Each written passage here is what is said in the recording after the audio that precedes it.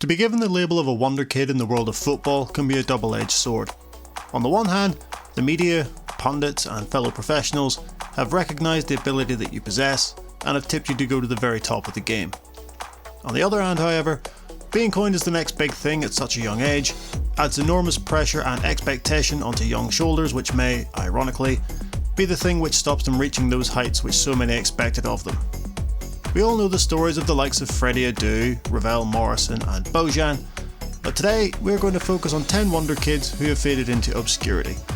In no particular order, this is 10 Forgotten Wonderkids. Number 10. Valery Bojanov.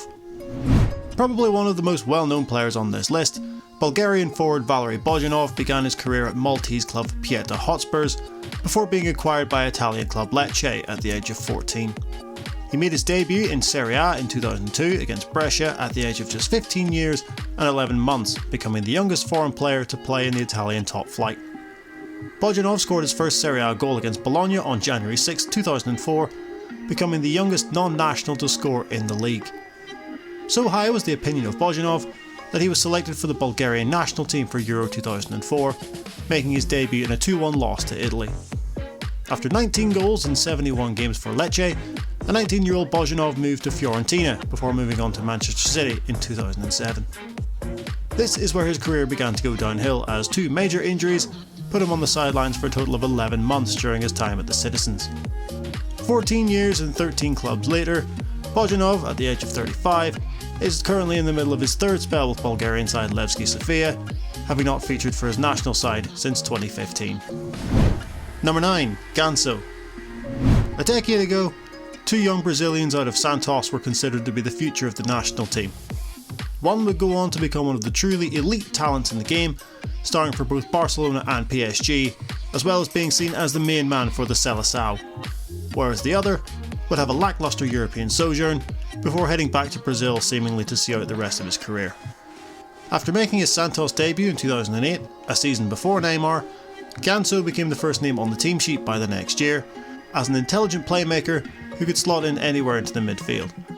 A plethora of honours followed for both Santos and Sao Paulo, including the Copa Libertadores, despite suffering a knee injury in 2010, which kept him out for 6 months. Despite these accomplishments, he hadn't received a Brazil call-up since leaving Santos in 2012. So when Sevilla came calling in 2016, this would be his chance to prove himself on the European stage and earn his way back into the famous yellow shirt. Unfortunately, he fell short of expectations and was sent out on loan to French side Amiens in 2018. As of the summer of 2019, Ganso is back in his homeland playing for Fluminense, with the memories of what could have been still fresh in the mind. Number 8. Royston Drenthe. A native of Rotterdam in the Netherlands, Royston Drenthe was picked up by his local club Feyenoord at the age of 13. Throughout his career, Drenthe was labelled as a bad boy and his disciplinary issues were apparent even at this young age, as his youth coach Marcel Bout wanted him out of the club. Despite this, Feyenoord kept him on the books and, after loaning him out for a season to Excelsior in the second tier, Drenthe was brought into the first team. His breakthrough season earned him a place in the Netherlands Under-21 European Championship squad in 2007, which was held on home soil. Drenthe shone at the tournament, as he not only helped his side to lift the trophy, but was also named as the player of the tournament. His performances sparked the interest of Europe's elite, and it would be Real Madrid who would eventually sign the young prodigy for a fee of €14 million. With expectations rife, the Madrid faithful expected their new signing to live up to the hype and deliver on a consistent basis. However, a string of mediocre performances and cameo appearances wore thin the patience of the notoriously volatile Madrid faithful, and Drenthe was resigned to a loan spell to newly promoted Hercules in 2010, where he was again accused of having a bad attitude and was vilified by both the club and its supporters, as Hercules were relegated at the end of the season. Even a stint at Premier League Everton couldn't revive his fortunes, and after bouncing around a number of clubs, he announced his retirement to pursue a rap career. He has since returned to the game and currently plays for Racing Murcia at the age of 34. Number 7. Guy Asulin. After being accepted into the ranks of the famous La Masia Academy, Israeli forward Guy Asulin was picked out by Barcelona B manager Pep Guardiola as one of the finest talents to graduate through the system in quite some time. After graduating to the Barca B team at the age of just 16, Asselin was given a 3-year deal with a €20 million buyout clause, with the view of bringing him into the first team. After remaining in the B team throughout the 2008-2009 season, his development would be severely hampered by a serious knee injury, which would curtail any chance of a senior debut for the time being. He would make his debut in the Copa del Rey in October 2009, playing 56 minutes against Contra Leonesa. However, those would be the only senior minutes that Asselin would play in a Barca shirt. After a falling out with Luis Enrique, the new Barca B boss, Asselin supposedly turned down a new deal, claiming that he was first team ready and was frustrated that his manager couldn't see that. After leaving Barcelona, Asselin joined Manchester City as a free agent in December 2010, where, once again, he had a falling out with the club's manager, Roberto Mancini. Once again, Asselin claimed that his manager refused to give him a chance in the first team and was sent out on loan to Championship side Brighton and Hove Albion. Since being released by City in 2012, Asselin has played in Spain, Israel and Kazakhstan, and now plies his trade for Serie D side AC Crema in Italy. Another talented young winger labelled the next Lionel Messi, he'll have to make do with being the one and only Guy Asselin. Number 6. Sebastian Deisler. The tale of Sebastian Deisler is a cautionary one, highlighting the dangers of putting such pressure on such a young talent. At the age of 15, Deisler signed for Bundesliga outfit Borussia Mönchengladbach, and played for their youth side until making his first team debut in 1998 against Eintracht Frankfurt. During the 1998-99 season, Deisler played 17 times in the German top flight, scoring once. Following Mönchengladbach's relegation at the end of the season, Deisler, now 19, was targeted by a number of clubs, having seen just how prodigious his talent was at such a young age. It would be Hertha Berlin who would eventually snap him up, as they were able to offer him Champions League football.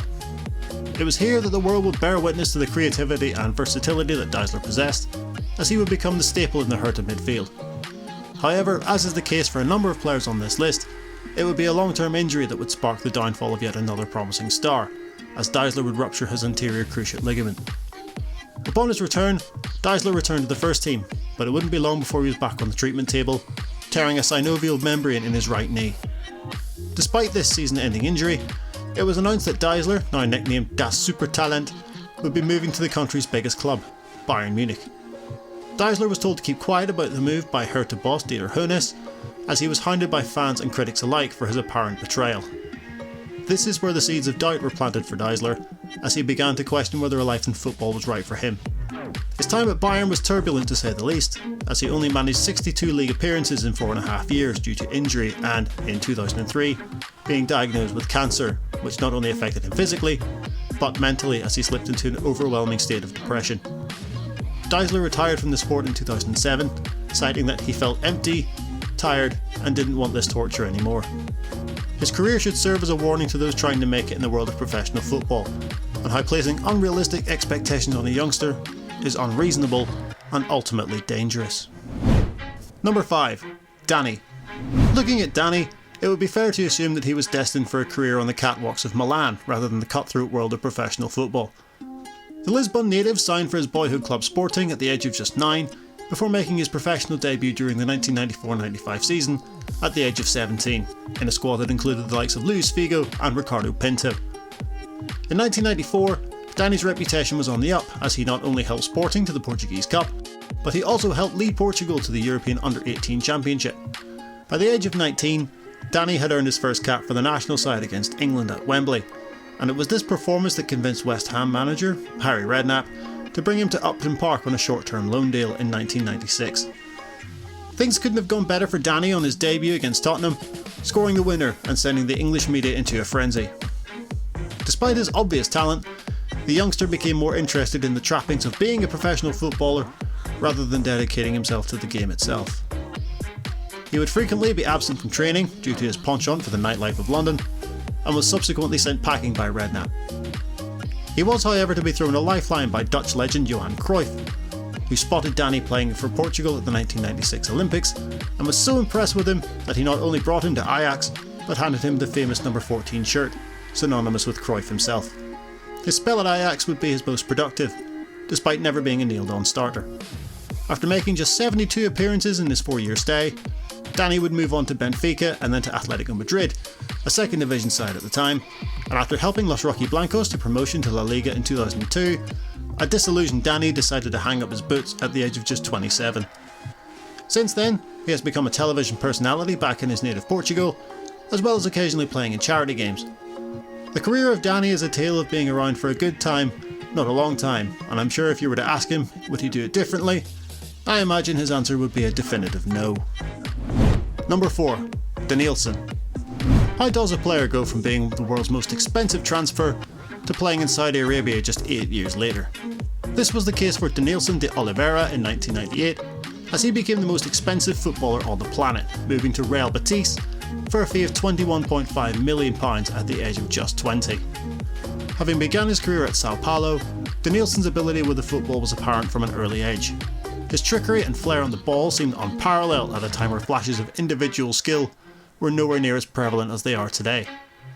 After making his debut for his hometown club at the age of just 17 in 1994, Denilson was selected to play for his national side at the Copa CONMEBOL in the same year, a tournament where Brazil would go on to win.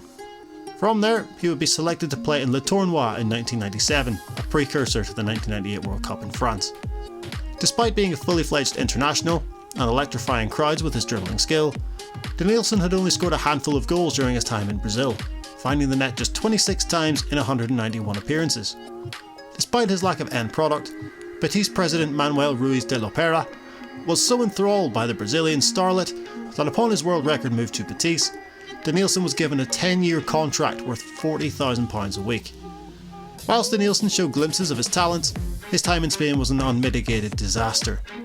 During his 7 years at Betis, which included a relegation in the 1999-2000 season, Denilson only scored an abysmal 14 league goals in 196 appearances. He did win the Copa del Rey with Betis in the 2004-2005 season, and did play in 2 World Cups during this time, finishing with both a runners-up and a winners' medal.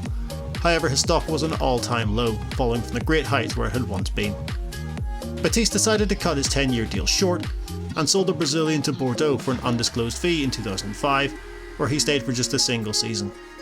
From there, Denilson's career was nomadic, taking in spells in Saudi Arabia, United States, Vietnam, Greece, and his homeland in Brazil, up until he hung up his boots in 2010. Number 3. Kerasin. The third Brazilian on this list, the story of Kerasin is perhaps the most sobering of the lot. Making his name at Coritiba in his native Brazil, the young forward burst onto the scene, amassing 65 goals in 122 games between 2006 and 2008, before moving on to Palmeiras, where his scoring exploits continued, netting 24 goals in just 26 matches. Unsurprisingly, his lethal form in front of goal attracted the attention of some of the game's biggest clubs. Eventually, Spanish giant Barcelona stamped out €14 million for the now 20-year-old, who signed a 5-year contract at the Camp Nou, as the so-called new Romario looked to light up La Liga, just as he did in Brazil. Despite the apparent faith that the club had shown in him, Barca boss Pep Guardiola was not impressed. He made it abundantly clear that the Barca hierarchy had sanctioned the signing, and that he had no intention of playing the young forward. Guardiola was as good as his word, as just 6 days after completing a dream move to one of the biggest clubs in the world, Kerasin was shipped out on loan to Benfica.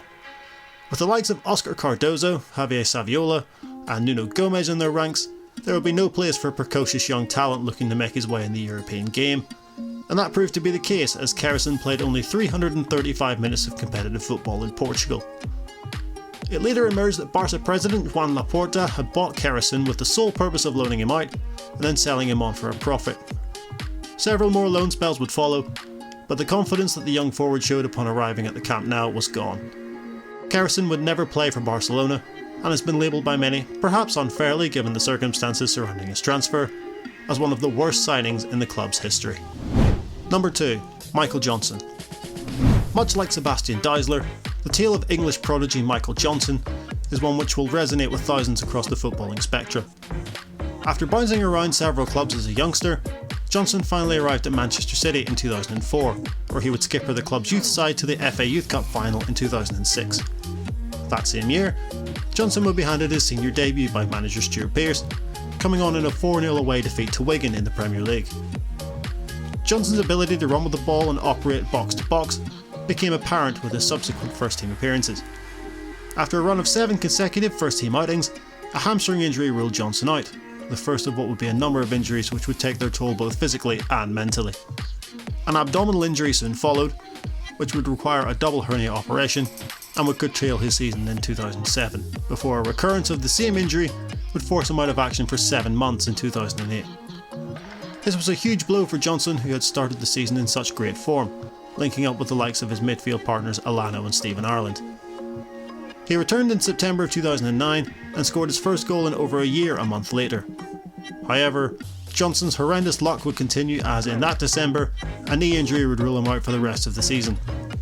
It was at this point that he began to question if the life of a footballer was worth all the physical and mental strain. The injury to his knee played on his mind, second guessing whether he could do certain things on the pitch, such as sprinting or stretching for the ball.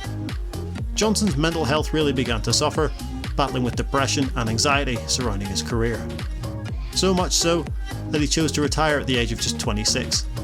Since then, Johnson has lived his life completely away from the limelight, having started an estate agency to earn a living, and is reportedly in a much better place mentally. Many pundits and fellow professionals tipped Johnson as a future England captain, such was his ability. However, had he continued on in the sport to try and live up to the expectations of others, who knows what would have happened to the man behind the player. Number 1. Fabio Paim. The legend of Fabio Paim is arguably more interesting than the reality of what happened to the former Portuguese youth international. The infamous quote from former teammate and Portugal legend Cristiano Ronaldo may have inadvertently been the biggest hindrance to the career of the young winger, claiming that, "If you think I'm good, just wait until you see Fabio Paim." Paim joined the Sporting Academy at the age of just 6, and by the age of 14, he had a multitude of European giants monitoring his progress, including the likes of Real Madrid and Manchester United. Such was the interest in the Portuguese prodigy, Sporting reportedly gave him a contract worth €20,000 a month, so as not to lose him on a free. He would make his Primeira Liga debut whilst on loan at Paços de Ferreira, by which stage the fame and fortune he had amassed due to the overwhelming hype that surrounded him due to his youth team performances began to take hold. He began to develop lavish tastes, with cars being a particular vice for him. When interviewed about this time in his life, Paim knew that he had not done things the right way, and wished that he would have surrounded himself with people who would have looked out for him in that regard. This was exacerbated by a move to London, as Chelsea boss Luis Felipe Scolari brought Paim to Stamford Bridge on a 4-month loan deal. However, he saw no competitive game time whilst in West London. Upon his return to Sporting, Paim was sent out on 2 more loans before officially leaving the club in 2010, having never played in any official minutes for Sporting. For the last 11 years, Paim has lived the life as a footballing nomad, taking in spells in Angola, Luxembourg and Malta, and has been without a club since 2018. So that's our list of 10 forgotten football wonderkids. Let us know any that we have missed in the comment section down below, and we may well do a part 2 with your suggestions.